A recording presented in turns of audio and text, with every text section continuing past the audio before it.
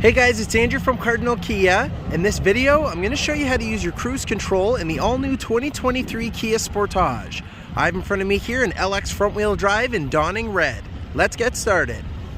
Okay, so to start us off, our buttons for our cruise control are located on the far right side of the steering wheel here.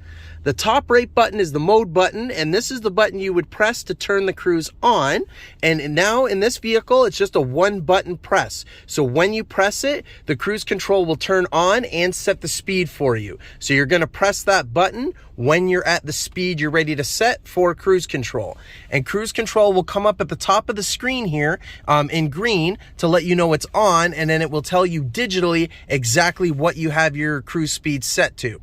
While that speed is set, you can then use this button, the black button under it with the plus and the minus, to increase or decrease your speed on the fly. And again, it will confirm with you at the top of the screen there.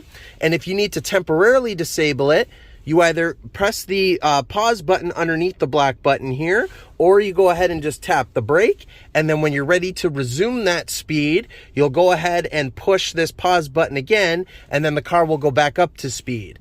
And when you've temporarily disabled it, cruise will still be on, but it will go white instead of green to let you know that the system is still on. It's just not active right now. And as soon as you resume it, it then goes green again to let you know that cruise is now resumed and it's going to be maintaining that cruise speed. Once you're done with cruise altogether, we just go ahead and push that top right button again, and it will turn the cruise control system off until you're ready to use it the next time. And in these particular trim levels, this is just the standard cruise control. It's just not the adaptive one. And that's how you do it. Thanks for watching, guys.